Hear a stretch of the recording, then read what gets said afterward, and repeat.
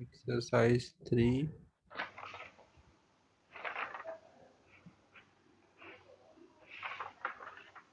Doubts बताओ क्या क्या है। 9, 10, 16 और 29। 9, 10, 16 और 29। और कोई? 16, 20 और 29। हाँ सर 9 है। 16, 20 और 29। ठीक है। और सर एक एक ऑप्शंस में डाउट है बस थोड़ा। इनके ही एक एक ऑप्शन में? हाँ वो मल्टीपल करके एक दो ऑप्शन में डाउट है। अच्छा बस ठीक है, मतलब टोटल मिला के 5 ही है ना? हाँ हाँ ठीक है। तो यही कर लेते हैं चलो। इसमें देखो क्या है। Figure shows a typical circuit for a low pass filter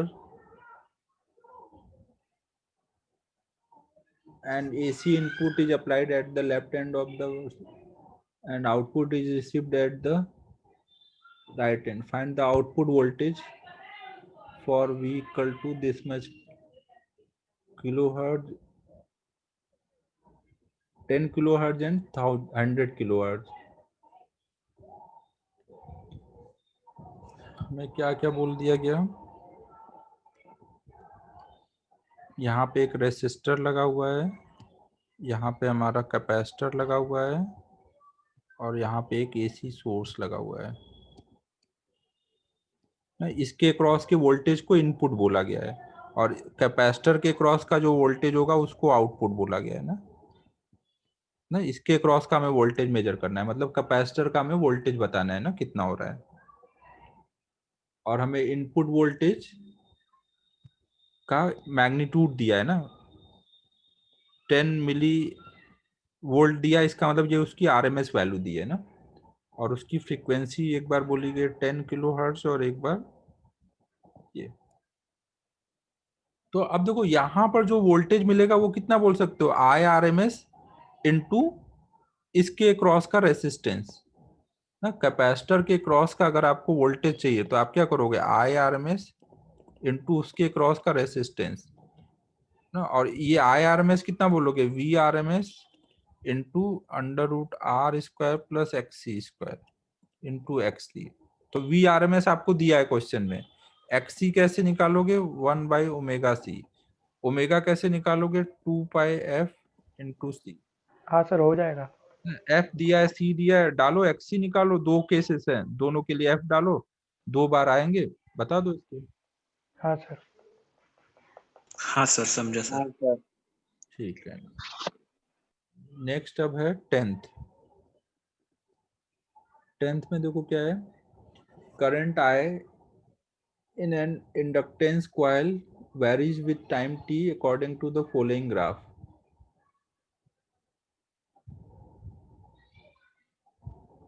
तो हमें करंट का दिया है तो वहां पे वोल्टेज का वेरिएशन बताना है। तो हमें देखो इंडक्टर में जो ईएमएफ इंड्यूस होता है, वोल्टेज होता है, वो क्या होता है, L D I by D T.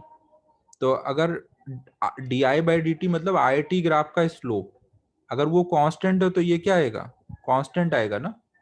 और अगर ये पॉजिटिव है तो उसके एक हिसाब से अगर करंट बढ़ रही होगी तो ये उसका अपोज करना चाहेगा ना। अगर इंडक्टर में करंट बढ़ रही है तो इसमें बैटरी ऐसे बनेगी ना, मतलब ये हाई वोल्टेज होगा, ये वो वोल्टेज होगा, समझो। हाँ सर समझा। और बाद में दूसरे वाले पार्ट में ग्राफ में स्लोप निगेटिव हो गया तो ईएमएफ की वैल्यू फिर उसको एक को अगर प्लस में बोला है तो दूसरे को माइनस में बोलोगे, तो बी ऑप्शन आ जाएगा ना। हाँ सर समझा। नेक्स्ट 16। यहाँ पे D I by D T की वैल्यू पॉजिटिव है, यहाँ पे निगेटिव है ना। तो एक पार्ट प्लस में एक पार्ट माइनस में। ये 16। 16 में क्या है,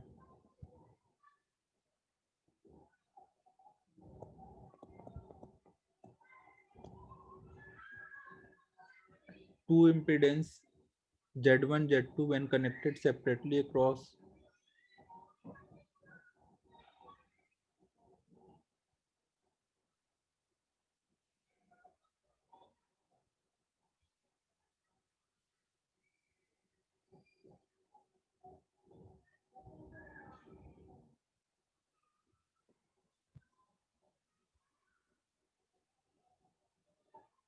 देखो ये बोला जा रहा है दो इम्पीडेंस है, इम्पीडेंस मतलब वो एल आर हो सकता है, एल सी हो सकता है, वो आर सी हो सकता है, कुछ ऐसा दिया है ना। और इनको जब हमने 230 वोल्ट पे कनेक्ट किया 50 हर्ट्ज पे, तो वहां पर हमें 100 वाट का पावर मिल रहा है, और बोला जा रहा है पावर फैक्टर जो है वो 0.5 है और लैगिंग है ना, पावर फैक्टर 0.5 लैगिंग। तो इसका मतलब क्या हुआ, इधर आर लेंगे, इधर को हम लोग जेड लेंगे ना। सर लैगिंग ना तो नीचे आएगा ना।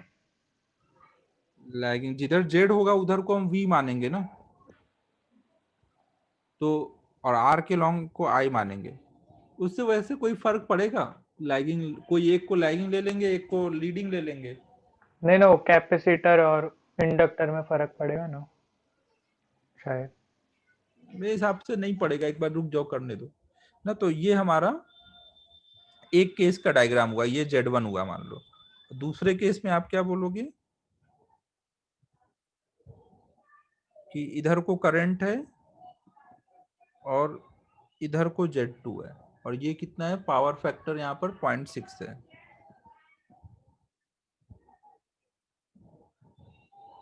अब अगर हम इनको आपस में कनेक्ट करेंगे, इनको अगर हम आपस में कनेक्ट करेंगे तो सीरीज में, तो ये Z1 Z2 के बीच में एंगल कितना बनेगा, ये अगर हमारा मान लो 5-1 है, ये कुछ 5-2 है,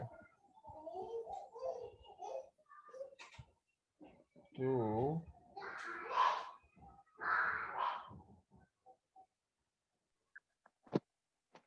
सर ये सॉल्व तो मैंने किया था पर बहुत ही गंदा कैलकुलेशन है इसमें, बहुत ज्यादा गंदा कैलकुलेशन। हाँ सर बहुत गंदा है उसका। बस हाँ आपको सर। फैक्टर को सॉल्व कर लेना है। और देखो आप यहाँ पे क्या कर लोगे, टोटल अगर आप रेसिस्टेंस निकालो तो Z1 cos 5 plus Z2 cos 5 2 दोनों का सम, और इधर वाला जो होगा वो इन दोनों का डिफरेंस आ जाएगा। और हाँ अगर सर ठीक है पर वो बहुत ही गंदा कैलकुलेशन है। और वो Z1 Z2 की अगर हम वैल्यू निकालें तो कितना आ रहा होगा, 23 स्क्वायर। और Z1 वो की वैल्यू 23 का स्क्वायर आ रहा है। हाँ, और एक 23 स्क्वायर इंटू 5/3, बहुत गंदा जा रहा था वो। और ये हाँ सर बहुत ज्यादा गंदा कैलकुलेशन है वो। कुछ तो 23 का 94 स्क्वायर पॉइंट कुछ आया है वो रेजिस्टेंस। 5/2 ऐसे आया है, यही बोल रहा हो ना, Z1 Z2 की वैल्यू 5/3।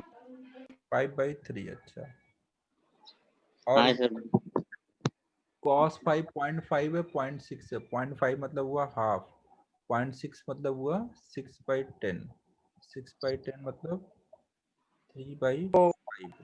सर वो उल्टा बोल दिया, Z1 Z2 मतलब Z1 जो लिखा है वो Z2 है और Z2 जो लिखा है वो Z1 है, उल्टा बोल दिया। अच्छा,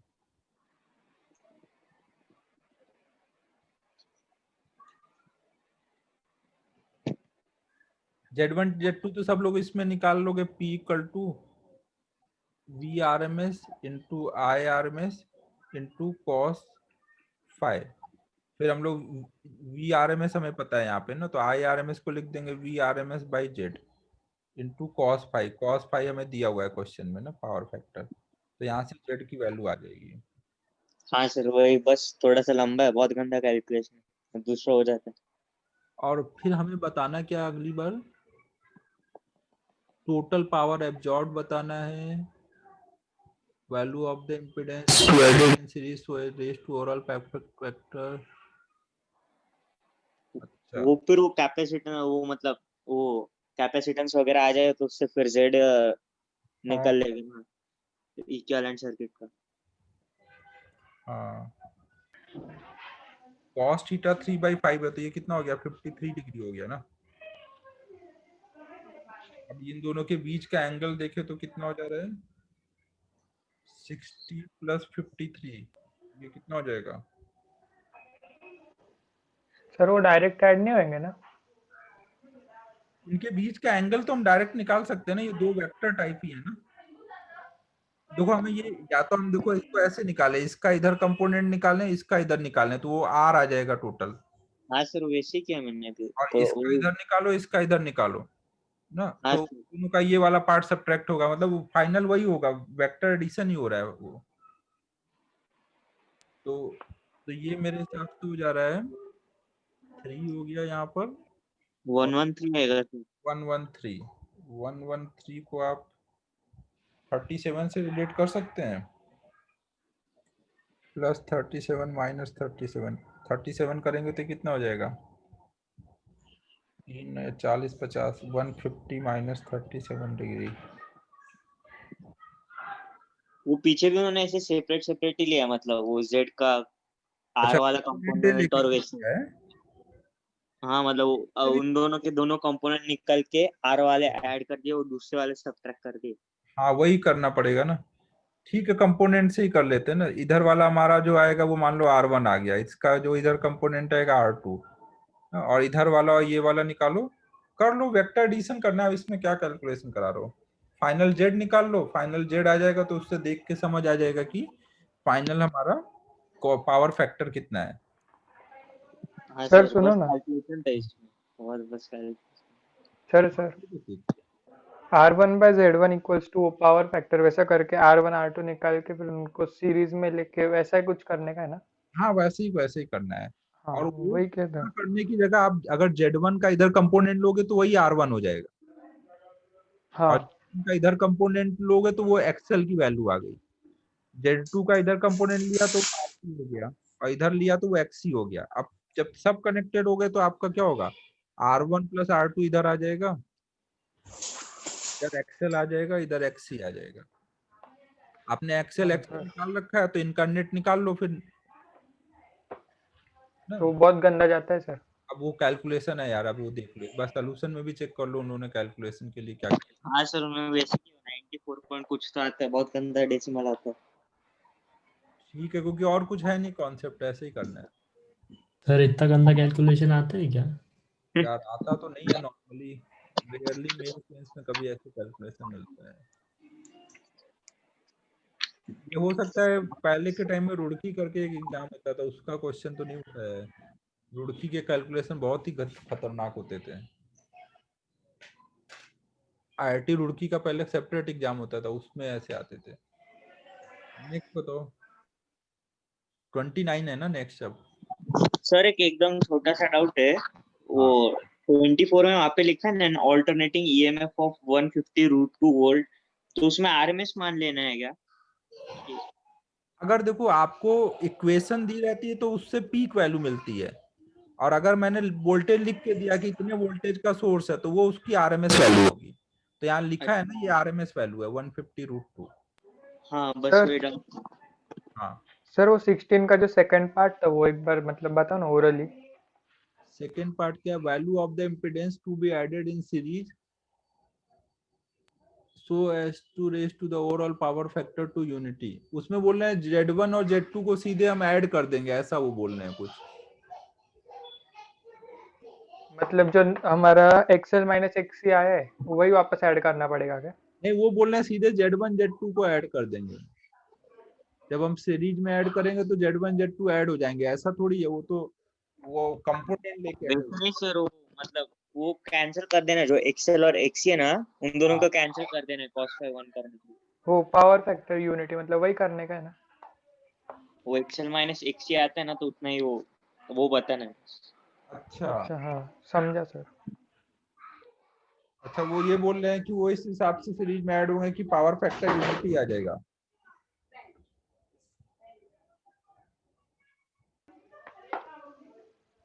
हाँ सर समझा।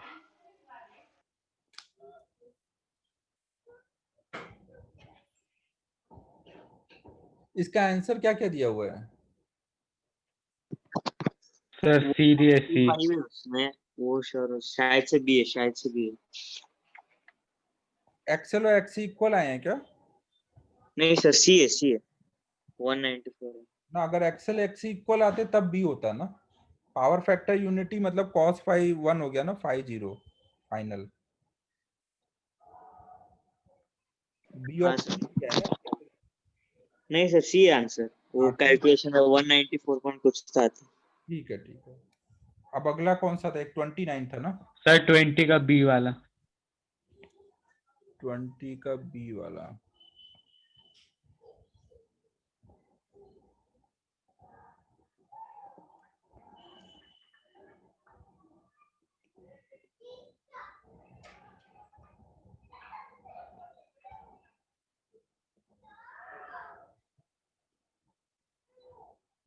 एक बल मतलब उसमें एक रेसिस्टेंस वायर लगी रहती है ना, तो ये सी है, ये आर है, ये एल है, ये आर है। आपने एक आरसी सर्किट लिया, एक एलआर सर्किट लिया और उसको एक बैटरी के साथ कनेक्ट किया ना, ये पैरेलल इसके साथ कनेक्टेड है, ये इसके साथ कनेक्टेड है ना, तो आपको दोनों अलग अलग सोचना है।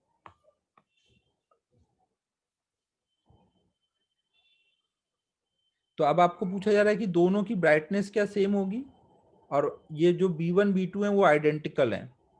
अगर दोनों में करंट सेम आएगी तभी ना यहाँ पे दोनों में ब्राइटनेस सेम आएगी, क्योंकि आई स्क्वायर आर, दोनों में जो हीट प्रोड्यूस होगा वो आई स्क्वायर आर से निकालोगे ना। हाँ सर। तो आप एक बार इसको भी वही सेम वोल्टेज अप्लाई करो, इसको भी अप्लाई करो, तो इसका जेड निकालो और इस वाले वायर में करंट देखो कितनी आ रही है, आरएमएस वैल्यू उसकी, वी आर एम एस, इसका वी आर एम एस पता है ना, V R M S by इसका जेड करो, फिर ऐसे इसका जेड निकालो और V R M S by Z करके इसकी करंट निकालो, फिर देखो जिसमें ज्यादा करंट है वो ज्यादा ब्राइट हो रहा होगा। हाँ ठीक है सर। सर नहीं तो ऐसा डायरेक्ट बोल सकते हैं जिसका मतलब जेड कम है उधर ज्यादा करंट हाँ रहेगी। हाँ सर, मैंने भी ऐसे किया। वी आर एम एस जिस सेम है दोनों के लिए, तो जिसका जेड ज्यादा होगा उसमें ज्यादा हो रहा होगा। कम करंट ना, क्या बोल रहा हूँ? पैरेलल में ना। नहीं नहीं, पैरेलल में है वो तो ठीक है, लेकिन दोनों को V R M S same मिल रहा है ना, पैरेलल में तो दोनों के लिए वोल्टेज तो सेम है। नहीं मतलब जेड जिसका कम है उधर ज्यादा करंट जाएगी ना। जेड जिसका ज्यादा कम है है। हाँ, उधर करंट रेट कम जिसका जाएगी। कम हाँ है वो हाँ, ज्यादा चाहिए ना। जिधर ज्यादा होगा उधर करंट कम जाएगी, तो उधर कम ब्राइटनेस आएगी। हाँ हाँ तो उससे ठीक। ठीक। नेक्स्ट 29। बस ये अब लास्ट है ना। हाँ सर मेरे बाकी है थोड़े, है 29 हुआ है सर। थोड़े बाकी मेरे आगे के। अब तू फिर बाद में कर लेना। तेरे अरे एक बता दो ही ऑप्शन है बस, क्या क्या। ऑप्शन में डाउट है बस, ज्यादा नहीं है। अब यार बाद ही में करेंगे, अब आज और ना कर पाऊंगा मैं। 11 kilowatts of electric power can be transmitted to a distant station at 220 volt or 22000 volt।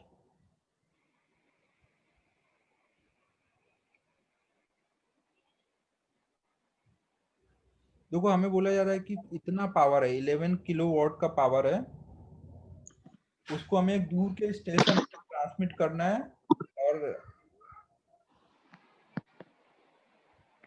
220 volt पे एक तो ट्रांसमिट करना है और एक 22,000 वोल्ट पे ट्रांसमिट करना है।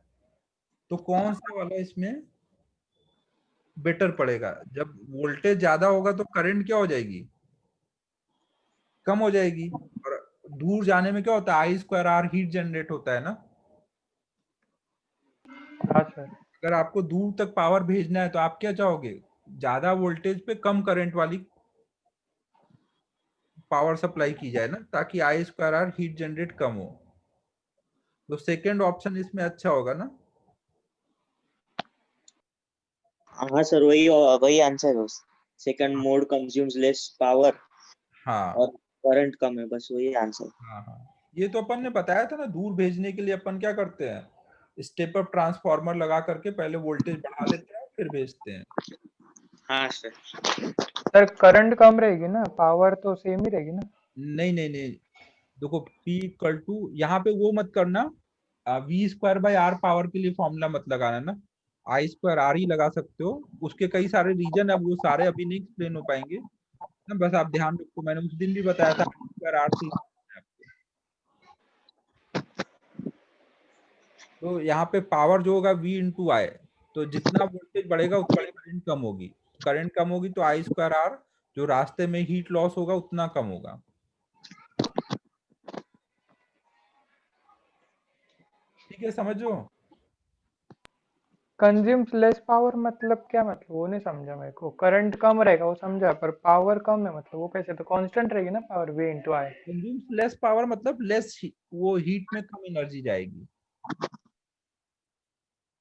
अच्छा हाँ समझा सर। ठीक है। सर 31 का ए ऑप्शन बताओ ना। अरे यार तेरे एक थोड़ी है अरे सुजल, वो रिएक्टिव लिखा है उधर, रेजिस्टिव होएगा ना। रेजोनेंस में रेजिस्टिव सर्किट रहता है, रिएक्टिव नहीं रहता। रिएक्टिव क्या रहता है फिर? वो अपना इंडक्टेंस वगैरह का रहता है ना, वो रिएक्टेंस निकालते जेड एक्सएल हाँ वो एक्ससी। वो रिएक्टेंस। वर्ड का फर्क है सिर्फ, बाकी सही है वो। अच्छा हाँ, समझा समझा। तो ठीक है, अब ये आज कंप्लीट इतना ही करते हैं, बाद में जो बचा होगा अगर तो नेक्स्ट टाइम अब कर लेना। तू अब पूछ सर ले, एक लास्ट डाउट है बस। बता। 44 वाला बस सर रीजन बता दो ना उसका। 44, अरे यार पैसेज वाला क्वेश्चन पूछा तूने। जी नहीं दिया है सर उसमें। हैं? वो क्वेश्चन में जी की वैल्यू मतलब 42 में दी है, पर वो सिर्फ 42 स्पेसिफिक के लिए, 44 के लिए दी नहीं, इसलिए वो कैलकुलेट नहीं हो सकता ना। Generator G with an adjustable frequency oscillate in the circuit shown, ठीक है।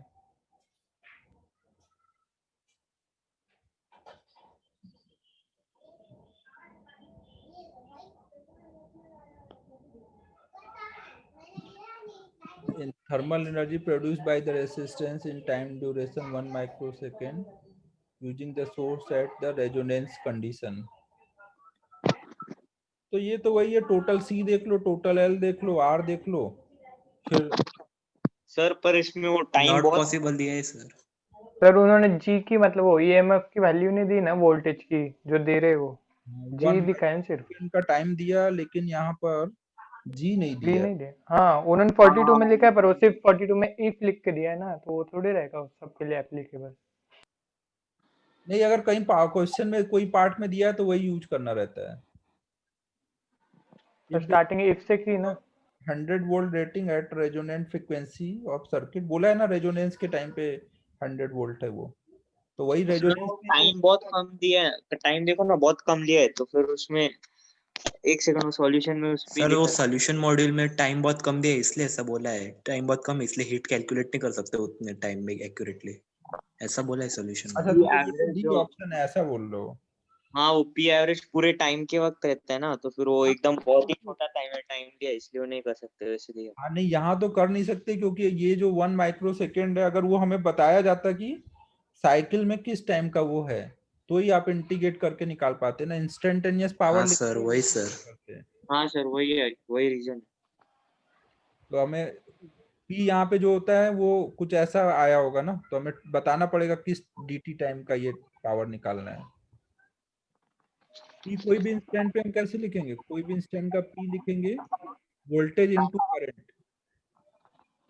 याद है ये हम लोग ऐसे लिखते थे, इसी को इंटीग्रेट करके हमने निकाला था, तो एवरेज पावर आया था। हाँ सर। हाँ सर। तो हमें वो चाहिए होगा ना कि किस टाइम की बात हो रही है। सर मतलब ऐसा पहले कोई क्वेश्चन में से दिया रहेगा तो ले सकते हैं क्या वैल्यू? हाँ हाँ, पैसेज वाले में यूज करते हैं एक वैल्यू दूसरे में। हाँ समझा। ये समझो ना, ये आपका ऐसा फंक्शन बन जाएगा, इसी को इंटीग्रेट करना है जिससे जिस टाइम तक निकालना है, बट वो बताना चाहिए कि किस इंटरवल के लिए बताना है। हाँ मतलब इसमें वो दिया नहीं, उन्होंने कहाँ से शुरुआत की, इसलिए वो क्या, वो हाँ वेव में जैसे हम करते थे वो वाला। हाँ। और दूसरा ओमेगा भी, ओमेगा तो निकाल देंगे, एल और सी डी है, बट हमें टाइम बताना चाहिए था उनको कि किस टाइम की बात हो रही है। हाँ सर। सुजल समझ आया मैं क्या बोल रहा हूँ? हाँ सर समझा।